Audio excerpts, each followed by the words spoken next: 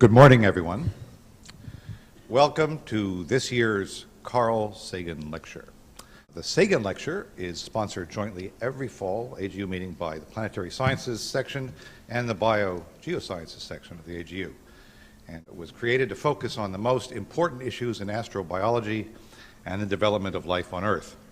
And with this lecture, we honor Carl Sagan as a scientist, educator, and critical thinker, someone who combined the disciplines of biology, physics, and planetary science in his work and combined them brilliantly, and who also inspired countless young people, including today's speaker, to pursue the study of the Earth and other planets. This year, it's the Planetary Sciences section turn to choose a Sagan lecturer. And by the way, I'm Bill McKinnon, the president of the section. My co-chair here is Eric Davidson, the president of Geosciences. When Lindy Elkins Townton, the president-elect of the planetary section, and I created our wish lists of potential speakers, it turns out that we both had the very same person at the top. Our choice was easy. This year's Sagan lecturer is David H. Grinspoon. And most recently, the Baruch S. Blumberg NASA/Library of Congress Chair in Astrobiology for 2012-2013, and where he has in fact extended his appointment as a visiting scholar. David is remarkably well qualified to be our Sagan lecturer, not the least of which is the deep association of the Grinspoon and Sagan households, stemming from Carl Sagan's days at Harvard, and where the young David got to spend carefree time with his Uncle Carl. David has followed a career arc that would have made Carl proud, combining academic rigor with a profoundly inspirational vision for the development and the codependence of our planet and its dominant species. David's a planetary scientist and an astrobiologist. After getting his PhD from the University of Arizona under John Lewis, David taught at the University of Colorado in Boulder, and where in fact he maintains an adjunct appointment in astrophysics and planetary science. And along with the other positions I mentioned at the beginning of my remarks, he has managed to write two refreshingly unique books: Venus Revealed, a new look below the clouds of our mysterious twin planet, and Lonely Planets, the natural philosophy of alien life. This last book won the 2004 Penn Literary Award for Nonfiction, and I can personally recommend them both books very highly. Speaking of Venus, David has been an interdisciplinary scientist on the ESA's Venus Express mission for the last several years, which has allowed him to address his core academic research interests in comparative climate evolution and the environmental factors that can affect a planet's habitability, and why planets sometimes, as in the case of Venus, break bad. He's also a co-investigator for the Radiation Assessment Detector, or RAD, on the Mars Science Laboratory, or Curiosity, which looks at habitability, or the lack thereof, from a different perspective. And finally, I should note that in 2006, David was awarded the Carl Sagan Medal by the Division for Planetary Sciences of the American Astronomical Society, which is given for excellence in public communication of planetary science. I believe we'll be treated to some of that excellence in just a few seconds. And David has been working on a new book, but I'll let him tell you about that. But the title of his talk, as you can see, is Terra Sapiens, the Role of Science in Fostering a Wisely Managed Earth. David.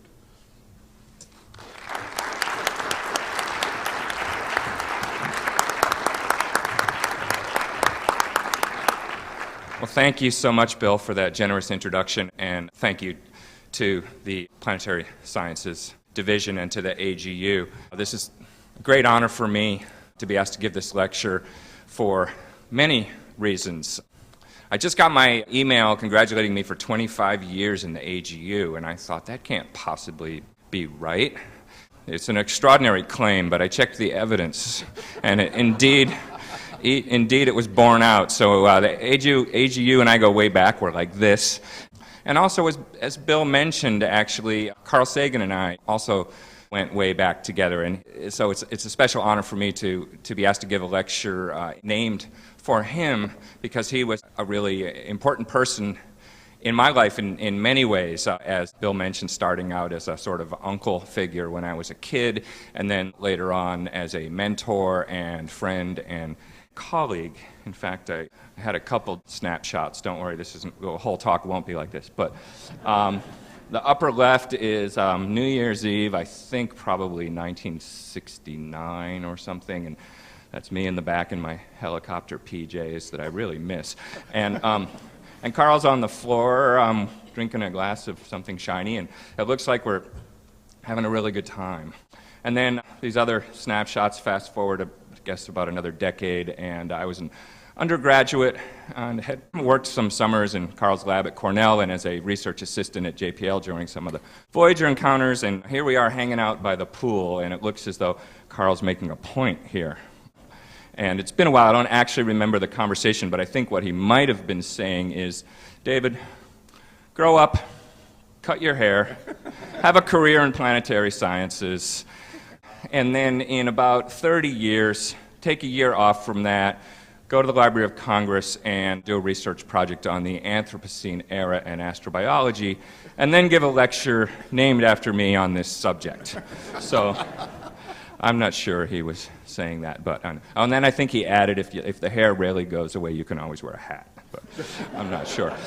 But anyway, so following his instructions, a couple years ago I saw this announcement that really struck me as an exciting possibility for a new position established at the Library of Congress, the chair in astrobiology offered jointly by NASA and the John W. Kluge Center at the Library of Congress, specifically for somebody to undertake sustained research at the intersection between astrobiology and its humanistic and societal aspects.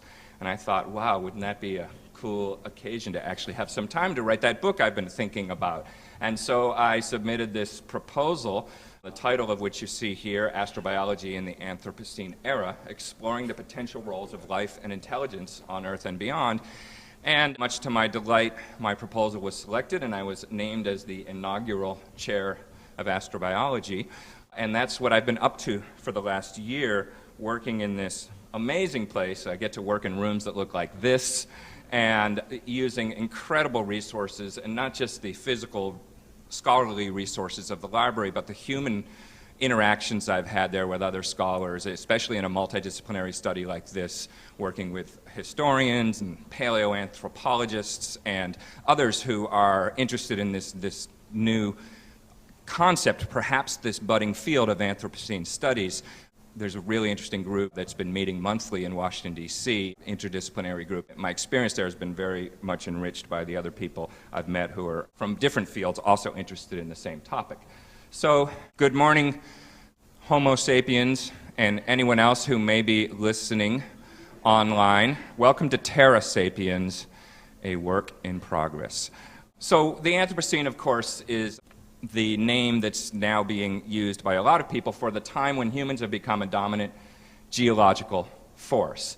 And there are so many interesting aspects of this one can point out, but one is that if you think of these different time scales of history that we use, geological time, biological time, human history, in a sense, with the Anthropocene, we're recognizing that they've all become conjoined in a way. There may be no more geology without human history and vice versa. It's unsettling, but it may be true. This is perhaps an irreversible transition. We'll get back to that question.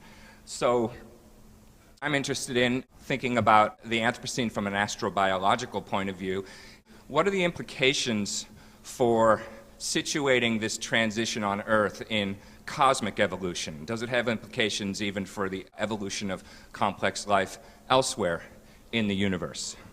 And so the story locally, of course, begins with this process that we call accretion, where around the young sun, matter condensing out of the gassy nebula starts to glom together into larger particles and then fall together in more and more violent collisions. And out of this process of accretion, we got the planets. And then fast forward about 4.5 billion years, and something really strange is happening on one of those planets. A curious sort of anti-accretion, where bits of that planet, little metallic bits, are flying off of that planet back out into the solar system and visiting the other planets and sending back information. It's a curious anti-accretion in two senses of the word. One, it's weird. If you didn't know what was going on and you were watching the solar system, it would strike you as unusual, but it's also a hallmark of curiosity. There's something going on this planet where we are doing this because we want to understand our origins and our cosmic context. So this is brand new of this 4.5 billion year story, local story. This has been going on for 50 years now. And what have we learned? Well, we've learned a lot, and that's, of course, many lectures. But one thing we found from comparative planetology is that when we compare Earth to its neighbors, we find that, interestingly, looking especially at our closest neighbors, that they had more similar origins, and it's been a process of divergence. The more we learn about the early environments of Mars and perhaps Venus, although we don't know as much, we haven't explored it as much, the more we learn, the more it suggests that their early environments were very similar. They were all perhaps watery, wet places with conditions conducive to the origin of life, and that it may be that this is common in the universe, and what is more rare is the persistence of habitable planetary environments over cosmological timescales. It's easy to get the right conditions, but can you keep them? A biosphere, if you can keep it. So there was early on a branching point where Earth in this important way diverged from its neighbors, apparently. And for more than 3 billion years now, Earth has been evolving under the influence of forces that have apparently not been greatly at work on our neighboring planets. As my colleague Colin Goldblatt said at a recent meeting, the defining characteristic of Earth is planetary scale life. Earth teaches us that habitability and inhabitants are inseparable. And the more we study Earth and its subtleties, the more we learn how deeply ingrained life as a geological force has been operating for a long time. However, recently there's arguably been another very important divergence in Earth's path. More recently, Earth has come under the influence of a new type of geological force, the global activities of humanity defining the Anthropocene. And if you had been watching the Earth, if you had been a patient alien watching the Earth at night for all these years, watching the dark side of Earth, you would have noticed that it stayed pretty dark, except for the occasional flash of lightning or aurora. More recently, maybe some wildfires once the continents became forested. But now, something really bizarre, very recent, has happened to Earth. Earth is waking up in a certain way. And thinking about the analogy with planetary scale life, this makes me wonder, could intelligence, like life, become a planetary property with some persistence? Not thinking just about the Earth, but thinking about what happens on planets in general. Now, of course, we are not the first species to come along and really mess things up, as it were. And people point this out when you talk about the Anthropocene sometimes. A great example, of course, is arguably the most extreme chemical transition in Earth's history, the rise of oxygen, which seems to have been biologically induced by those irresponsible cyanobacteria who poisoned the biosphere profoundly and may even have caused a global climate disaster because, although we're not sure about this, one of the leading ideas for the cause of the Paleoproterozoic snowball Earth is the idea that a methane greenhouse was helping to maintain the climate then and was collapsed by the rise of oxygen, perhaps inducing a close call to irreversible planetary destruction. And interestingly, that means that we are not the first species to come along in the search for a new energy source to really mess things up, because after all, that's all the cyanobacteria we're doing. We're efficiently exploiting a new energy resource, sunlight, and liberating all this oxygen. And whoops, they caused a catastrophe. So we're not the first to do that kind of thing. So what have we got that the cyanobacteria don't or didn't? And this is where you get into all these terms and concepts, each one of which is contentious, and you could give whole lectures about this. But just to summarize a complex topic very briefly, we can talk about these kind of human qualities, the things that the cyanobacteria didn't have when they messed up the planet. Things like, and these are in quotes because of course the definitions are subject to interesting discussions, but there's intelligence, consciousness, foresight, awareness, responsibility. Those kinds of things seem to be arguably human qualities. Interestingly, there's something ironic about this because those may be some of the very qualities that we lack enough of to deal with the situation we find ourselves in. So are these qualities adaptive? Or is this some kind of an evolutionary dead end? Or is it a potential gateway to some kind of great longevity? if civilization is now a planetary or geological process, what are its prospects here and elsewhere in the universe? To explore this question, I've derived a sort of taxonomy of planetary catastrophe. It's very crude, but I divide the types of planetary changes into 4 categories, classified with respect to the influence of life.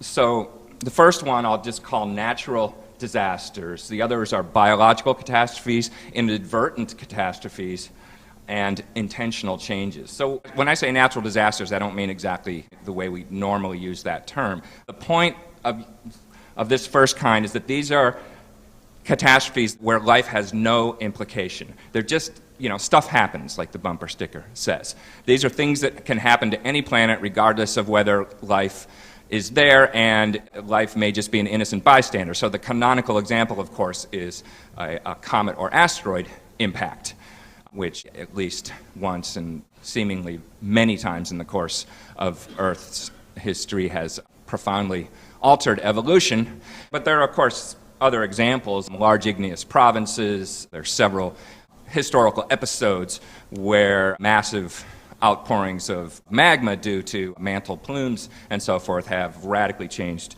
the climate and led to mass extinction. So it's this type of thing that I mean when I say this, when I'm talking about this first kind of planetary change. Now, when I talk about biological catastrophes, it's where life has done something to the planet that then profoundly affects the rest of the biosphere. And the canonical example of this is the one I already mentioned, the evolution of green plant photosynthesis, or even before that, just photosynthesis, and the liberation of oxygen and the catastrophe that induced. And there are other examples too, but this is just such a great example. Now, when we go to the third type of change, inadvertent catastrophes, I'm talking about what's happening now. So I use the image of traffic to represent this. And this is what happens when those human qualities that I defined, and I tried to define them in a way that they are not necessarily just human qualities, but the qualities of a species coming along and developing technology, which is great for solving local survival problems, but inadvertently, in the success of those solutions, starts to cause global problems. And so this leads to what I call the Anthropocene dilemma, which in a nutshell is when we have global influence, but we lack any kind of global control. It's a dangerous, unstable situation to be operating in a realm beyond which one arguably has any actual control or self-control. So this is what I mean by inadvertent catastrophes, and one could come up with several examples, but the most obvious ones, of course, are represented here by the Keeling curve and sea ice disappearance. And another example is what's happening with the ozonosphere. And there are many other examples one can give. But what's happening with the ozone is an interesting example because I believe it is also an example of the next type of change I want to mention, which is intentional change. This is where what we might define as intelligent life, in a different way, truly intelligent life, because what good is intelligence if it's self-destructive? So I'm also arguing here for another way to think how to define intelligence, but where truly intelligent life with forethought and awareness of its global role and responsibilities and global consequences acts to change the planet. And so one example is ozone replenishment, which is already underway. Proof of concept that this can be done. Many ways in which that's easier than some others, but it still proves the concept, I think. Another example is intentional halting or reversal of industrial global warming, and that I put here is currently under discussion. And actually, I think that that's hugely significant, the fact that it's under discussion. We may be very concerned, we ought to be, and maybe even a little bit dismayed about the pace of that discussion, but nonetheless, it's true. It wasn't true, certainly wasn't true 2 decades ago, that there is now a global discussion going on about this, and that is really significant and positive and important. Other examples, I think, are planetary defense, which is a work in progress, meaning trying to define ourselves as different from the dinosaurs because we have a space program and therefore may not be vulnerable to asteroid impacts. Geoengineering is very controversial. Sort of obviously not a good idea on the very short run, done in a callous cavalier way, but arguably an essential skill on a much longer time scale once we have had a chance to learn more and know what we're doing. I also put in this category the terraforming of Mars, which is currently being modeled, because it's an example, it's an idea of how we would potentially intentionally alter the climate and environment of a planet. And again, I don't think terraforming of Mars is a good idea if somebody said we're going to start next year, but I think it's a valuable thing to think of how we would do it. It sort of flexes our intellectual muscles in thinking of how we would intentionally alter a planet should we want or need to at some point. And then in this category, going to longer time scales, is the idea of preventing future ice ages. A lot of people in the sort of current rhetoric about climate change, people don't necessarily realize the Earth is a capricious place, and over the long run, it will not be benign to a global civilization. So there will be a time scale where if we are able to make it through our current problems and really have a long-lived civilization, we will want to interfere with what could be the natural proclivity of the Earth to do things we might consider bad in the longer run. And then finally, going to much longer time scale, but still I think in the same category, is the mitigation of the eventual inevitable global warming due to the fact that the sun is evolving and getting hotter, and left to its own devices, Earth will go the way of Venus. And if anyone's around for that long, then Earth will perhaps not be left to its own devices, and we could do something about that, at least for a while. There's a great song by NRBQ called Immortal for a While.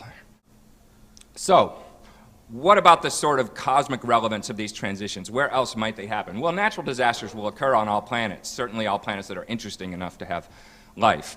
That's just the kind of universe we live in. Biologically induced catastrophes, I think, will occur on all planets with life, because one of the properties of life that's not really very controversial is that it multiplies and alters its environment, and at some point this will lead to this kind of catastrophe. Now, what about this third and fourth type of change? How do we get perspective on whether those might actually be common stories? Well, then we get into the realm of SETI and the question of evolution of advanced life elsewhere and the search for extraterrestrial intelligence. And this leads us to think about the future of our civilization, the longevity of civilizations. When people start getting into the theory of SETI, you quickly realize that the crucial element in all the calculations is how long civilizations last. And one of the values of the Anthropocene, I think, is not just a way to situate us with respect to the past, but it really raises some interesting questions about our future. If we're a geological force now, what does that mean for our future? So we can ask, if we see this as an actual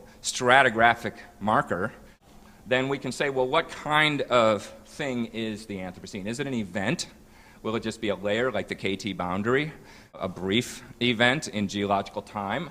Is it perhaps the beginning of some longer-lived epoch that may last like epochs do for timescales of tens of millions of years? Or is it even possibly audaciously some kind of a planetary transition equal in import ultimately to the origin of life, or the Cambrian explosion, or some of these big changes that left the Earth a different planet, irreversible distinction between before and after? So this is just an interesting way to think about the present as it relates to our future when we consider ourselves as part of a geological process. Now, it's interesting if you look at the literature, these phrases all are used. The epoch, event, and transition are all kind of used in some of the published literature about the Anthropocene, and nobody has really completely settled down on the terminology, and I think that's okay, because it's really a way to raise an interesting question. But the answer, of course, is that we do have a choice, as that great philosopher in the Terminator movies, Sarah Connor, as she carved on the picnic table, "There is no fate but what we make. The future is unwritten." I get all my philosophical quotes from Hollywood movies, but I think in this case that's true.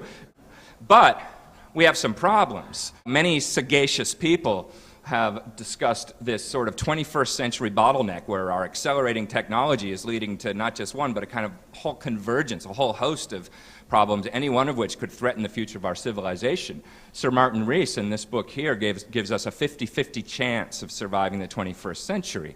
And E.O. Wilson has also talked about this sort of 21st century bottleneck. So there are ways in which civilizations like ours may be limiting.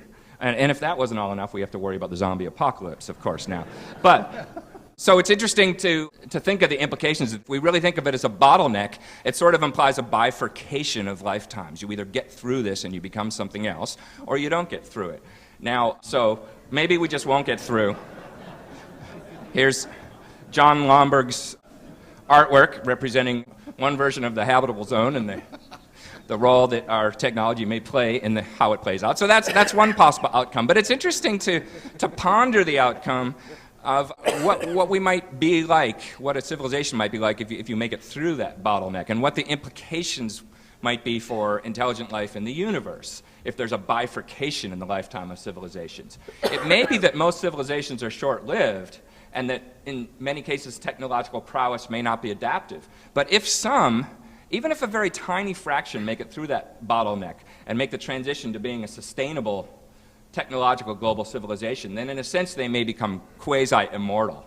And I have a longer spiel about what I mean about that, but basically if you achieve a deep enough understanding of nature and self-understanding and really start to use technology to facilitate rather than threaten longevity, you can stop that asteroid from coming.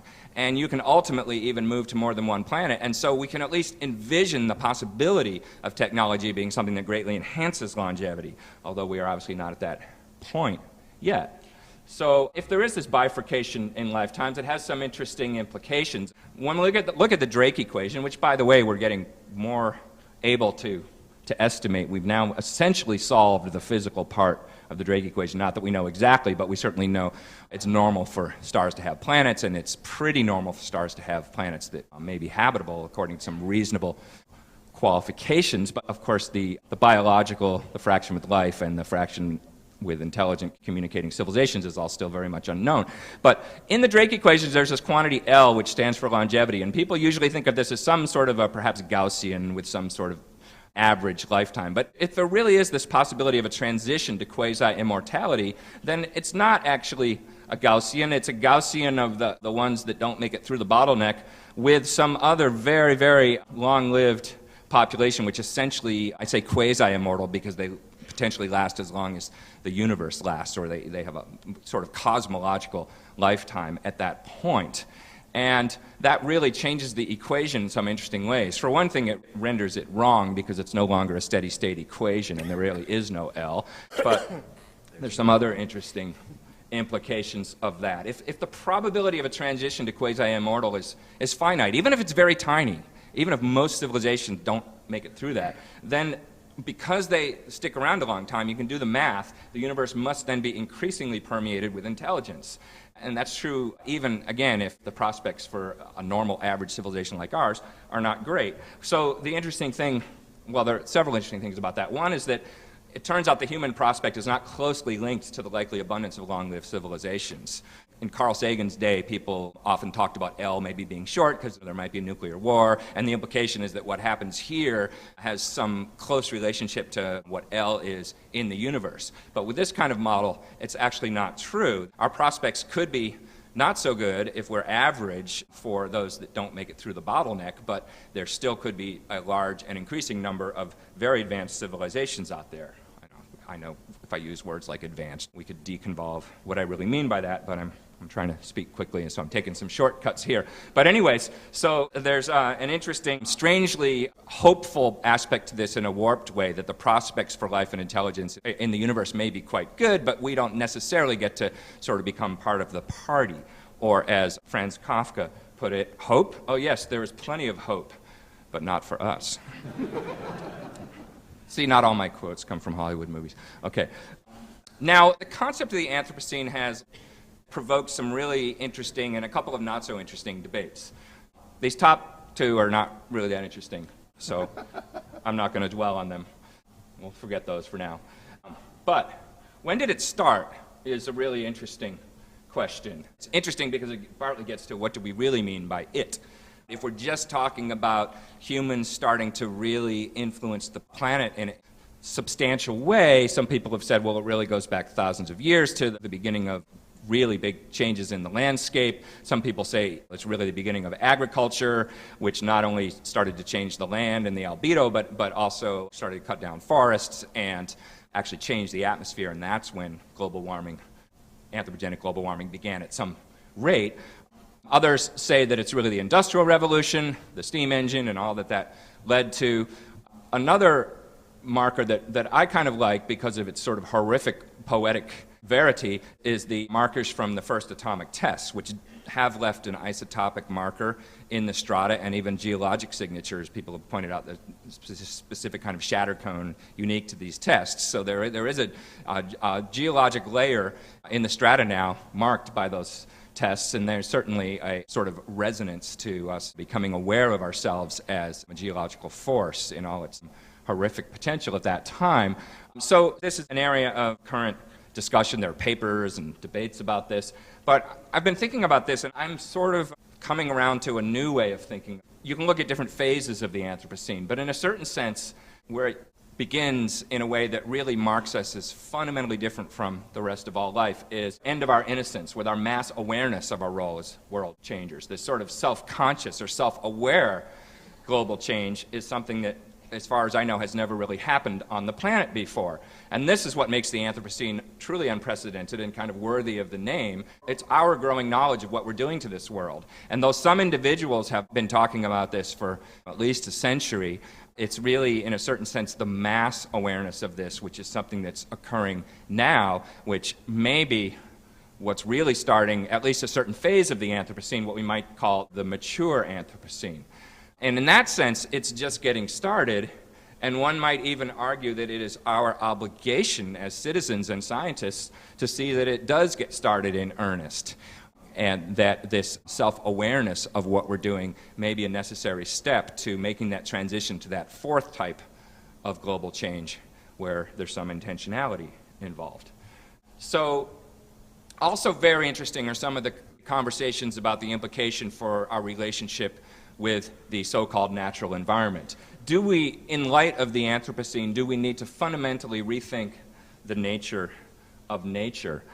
One can argue that the distinction between the natural and the artificial, or the natural and artifact, is actually not so clear-cut anymore as the whole world becomes, in some sense, a kind of artifact. And this leads to a lot of interesting discussions about the nature and role of conservation. Or do we really want to just nostalgically talk about trying to return the world to some state, or do we need to accept the state the world's in and think of how to wisely proceed into the future? And people are talking about eco-pragmatism, and it's very tied into this awareness of the Anthropocene and these new discussions about the nature of nature. Now, a lot of people find the Anthropocene, the concept, very shocking and disturbing. And that's good, they ought to. It is shocking and disturbing. If you're paying attention, you find it somewhat disturbing. And I've had a lot of conversations and given a lot of talks about this and been sort of noticing the kinds of objections people have. It seems very arrogant to name a geological age after ourselves, and sort of narcissistic and self-aggrandizing. Species come and go. Who are we to say that our appearance marks a whole new geological age on Earth? It sort of carries an obnoxious implication that do we think we're gods? Do we think we deserve to be in charge of this place? And it kind of smacks uncomfortably of the biblical worldview of a world created just for us that science has been all these centuries sort of liberating us from. Hasn't science led us in the opposite direction?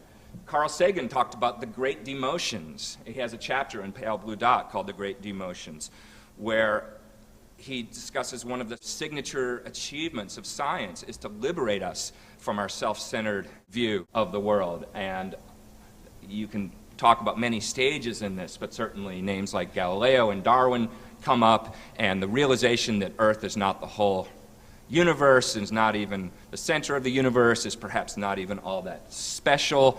The realization that human beings are just another animal and we're tied to the rest of the biosphere, and even the realization that for almost all of the history of the universe and almost all of the history of the Earth, we were not here.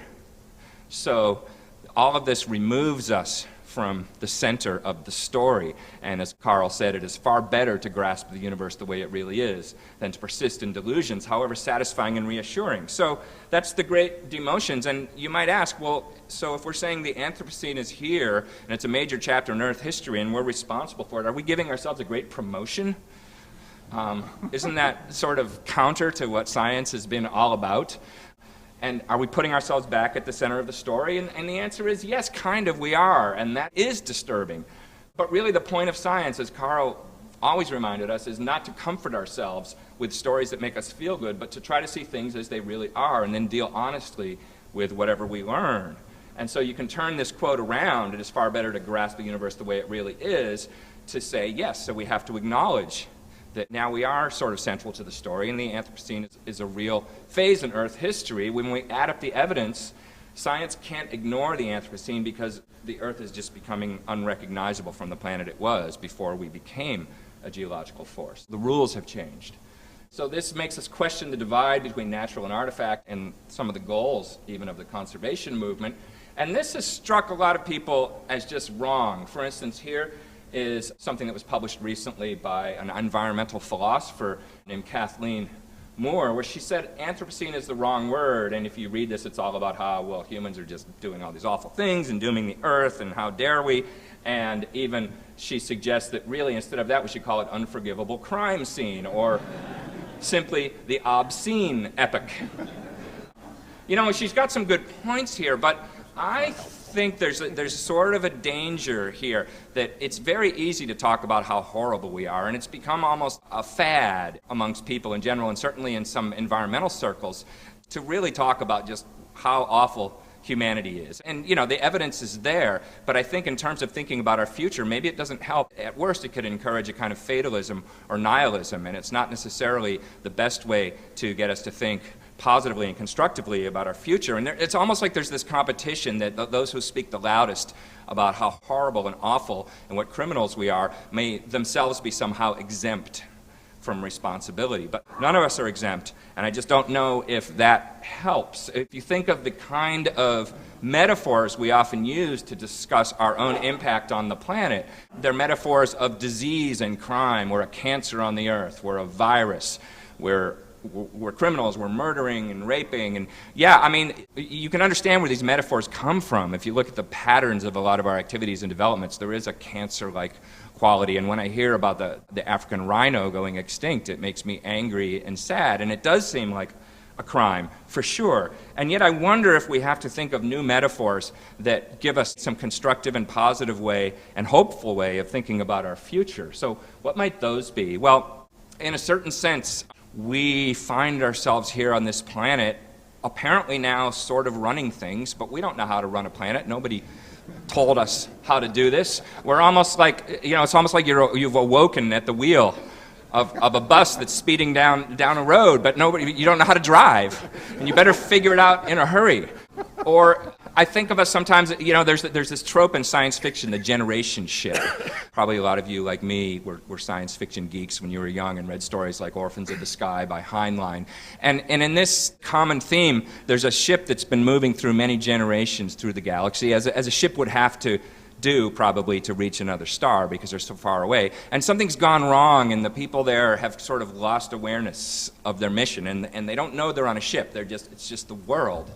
And they're moving along, and it's kind of on autopilot. And then some people, our protagonists, they wake up, they figure out what's going on, they find a porthole and they see the stars, or they find a control room and they realize that they have to wake everybody up and tell them what their world really is, or there's certain catastrophe ahead. They have to figure out how to drive the thing. And I almost think that we're in that situation. Now we've seen the stars and we've figured out what our world really is, and we have to figure out how to drive this thing to avoid catastrophe. So I'm just sort of searching for some more sympathetic ways to see ourselves, not to exonerate us from the things we've done, but to give us metaphors to proceed into the future. One could also talk about, if we want to use the virus metaphor, one can talk about the commensal microbiome. Can we become that kind of a microbe on the Earth? Of course, we couldn't exist without all the viruses and bacteria inside of us, as we've been learning more and more, and something like 90% of our cells are in fact not evil invaders, but friendly invaders that we couldn't live without. So can we be that kind of a presence on the Earth? Can we be Earth's nervous system? I don't know, I'm just sort of brainstorming here, but I think we need new metaphors for this new age. Now, one thing that's become clear to me, In order for our civilization to survive, we do need to become a new kind of entity on this planet that has not existed before and that's somewhat different from the way we've been throughout our history.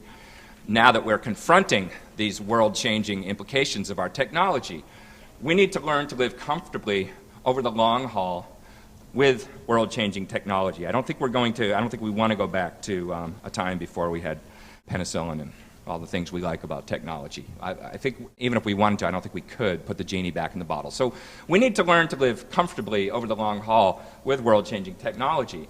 And key to this, I think, will be the widespread propagation of a worldview that is global and that is multi-generational.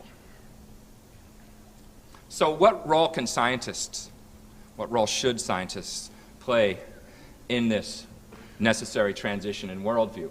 Well, here we get back into the question of should scientists be advocates or avoid advocacy and just try to be sort of honest brokers or neutral observers. And this is a subject of active discussion and debate now, and I won't try to recapitulate all of that. But it is interesting to remember that Carl Sagan in his day, although we revere him now rightfully and we name lectures after him, he was also for many years, decades, sort of ostracized in the scientific community for a number of reasons. And the narrative we tell about that usually has to do with the fact that he was a, quote, popularizer.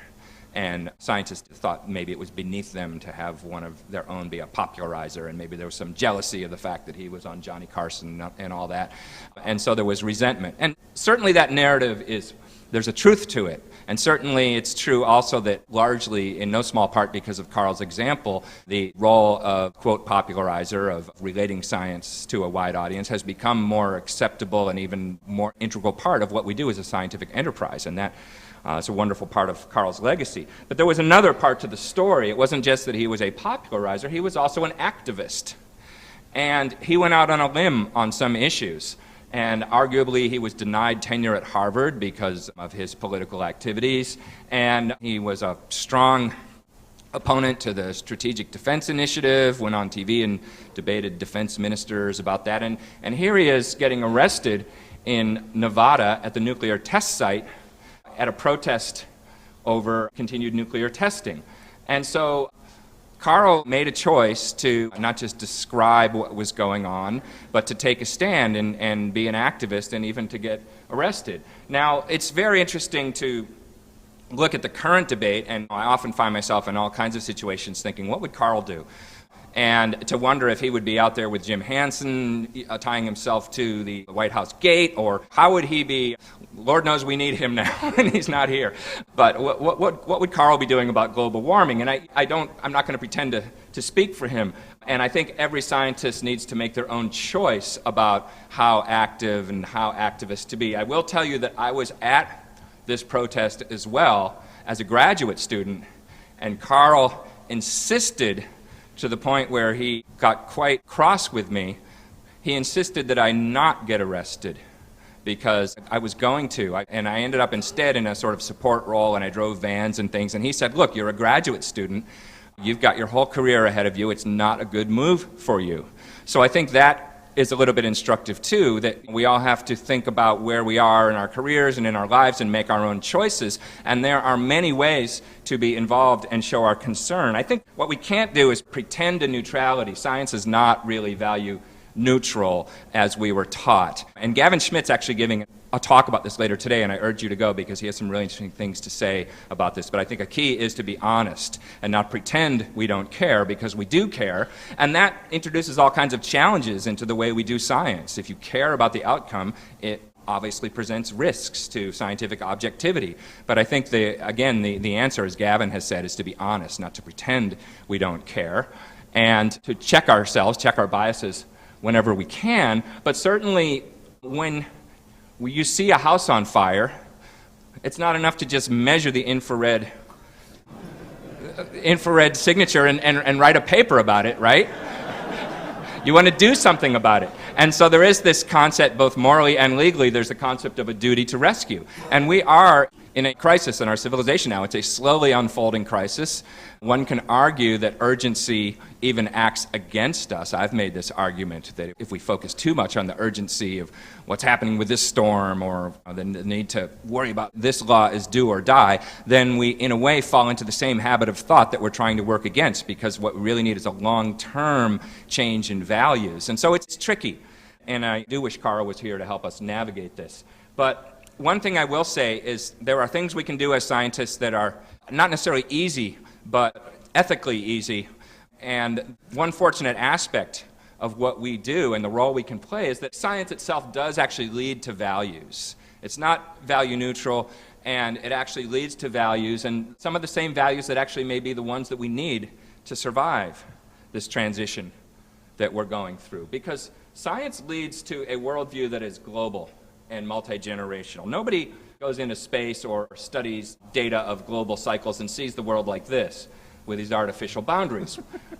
People have talked about the overview effect, of course, of the people going into space and the way that changes their identification with the planet and humanity. And even those of us who haven't yet gone into space, we benefit from a worldview of science in the space age where we see the world not in terms of these narrow boundaries, but in terms of cycles that are global and long-term. That is the way the world is. And so simply by communicating the world as we really see it and communicating it effectively and sharing the inspiration that it gives us and the beauty of that world that we as scientists see, I think we actually promote the very worldview that will help us to make this transition we need to make as a society. Science is deeply implicated in the Anthropocene.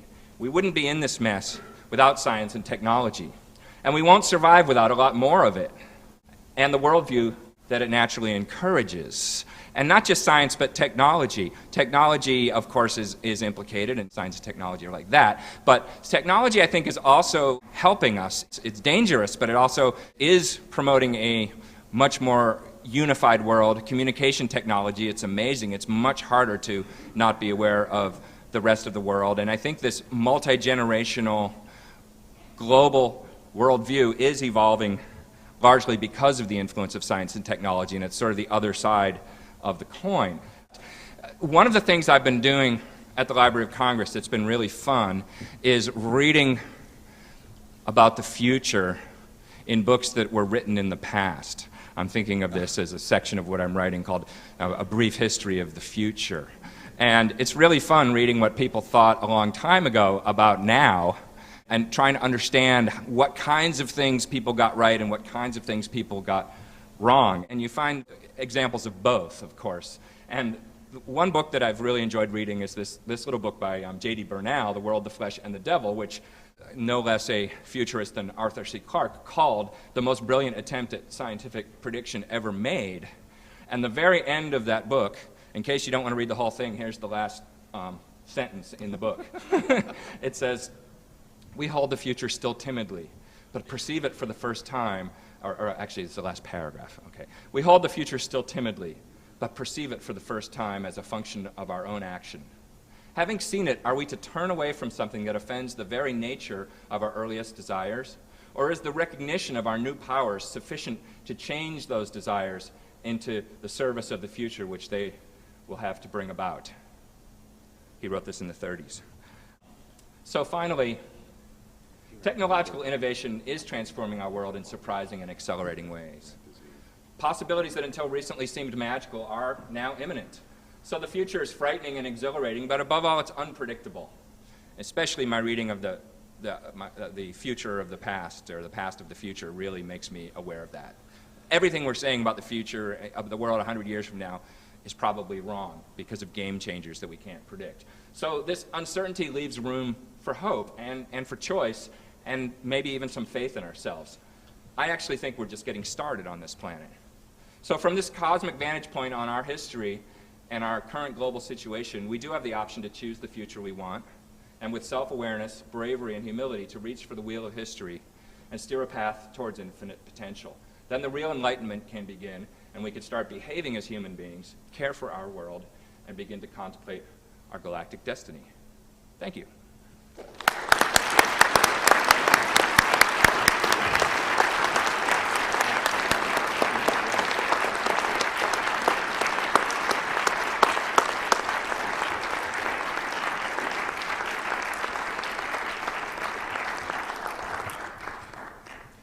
Thank you. Thank you very much, David, for a wonderful, wonderful talk.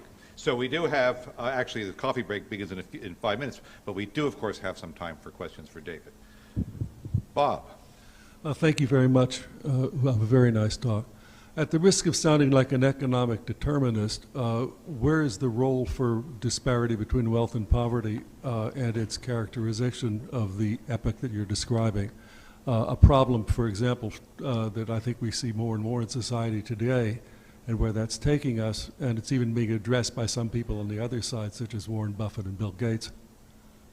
Yeah, it's a great question. And, you know, your question leads to one of the things I've really been thinking and writing about that I didn't have a chance to address in this talk, so I'm glad you brought it up, and that is, what do we mean by we?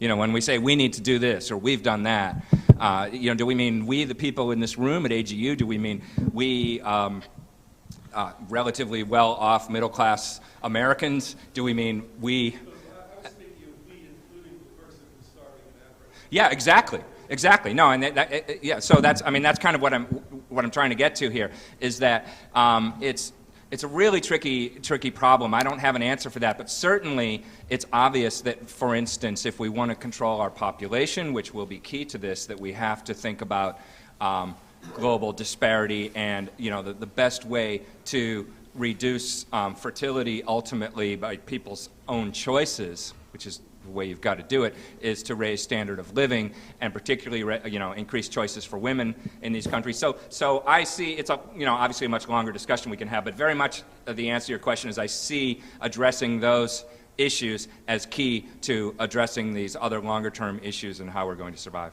Alyssa. So that's actually a nice segue to my question, I think, which is what sectors of science and or industry do you think are most critical to achieving quasi-immortality or moving us along into a mature Anthropocene? What sections of science or industry? That's an interesting question, you know, because you know, I've been discussing the role of science, and of course it's not up to science. It's not up to us to save the world. I mean, there are other sectors of society that are going to be key. A lot of this has to do with how we evolve as a society and the way we behave with one another. But as scientists, we have to do our part. And I mean, obviously, since we're here at this meeting, I'll say geophysicists. No, I mean, obviously, but seriously, those of us who are studying the question of how the Earth works in the large scale sense, you know, how the different parts work together.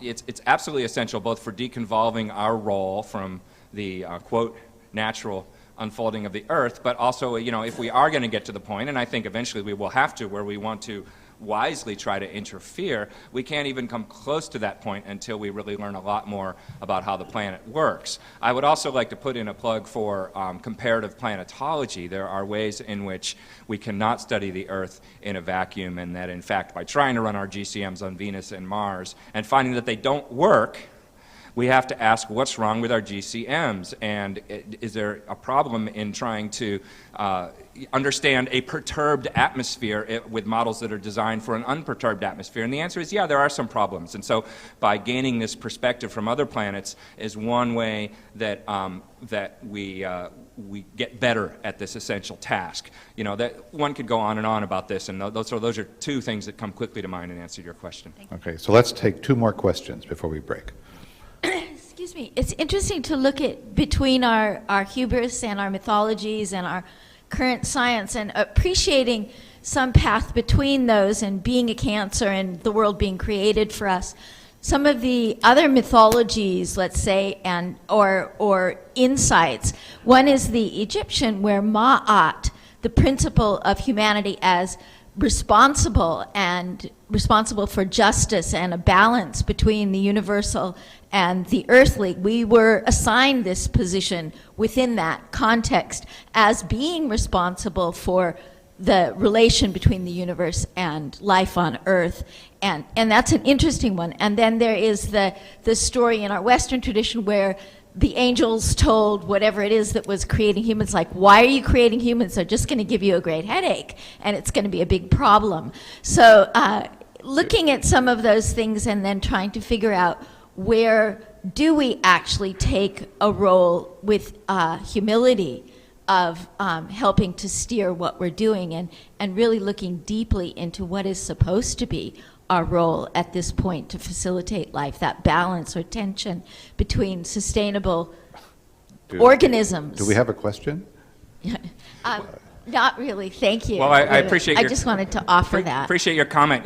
Actually, one of my favorite volcanoes on Venus is named Ma'at Mons after that story. But I do think it is important, to your point, that we look at not just modern sources of knowledge, but in fact there are some ancient sources of knowledge and some approaches that other indigenous cultures had that we are, I think, finding are in some ways surprisingly relevant to solving our problem, and it is combining some of those intuitive and ancient sources of wisdom with all the tools at our disposal as modern humans, modern technological scientific humans that may help us get through this bottleneck.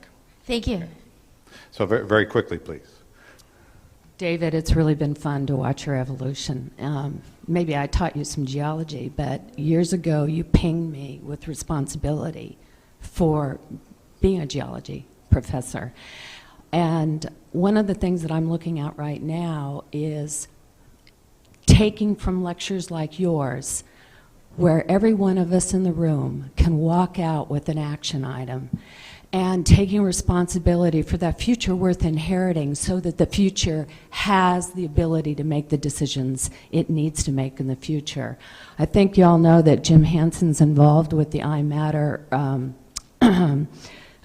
Young Earth Guardian lawsuit that is moving forward. Are there things that Library of Congress, are there specific things that we can do as planetary scientists to bring support to that lawsuit? Have you thought about that? If not, call me. Yeah. Well, thank you, and you were a great geology teacher, and thank you for all that. You know, there's a long list of answers for specific things we can do, and I'm not familiar with the specific of that lawsuit, so we should talk. But I will certainly say again that even just by really spreading the knowledge of what we know and the wonder of that, I think to me that's where it begins, and that is, you know, there's nothing controversial about that. But the better a job we do at that, the better influence we can have in helping the world come to grips with the situation that we're really in. Beyond that, there are a lot of opportunities for engagement and activism, and I think we all need to, you know, sort of make our own personal choices about that. Well, David, I think you've set the bar pretty high for this lecture series. Thank you once more.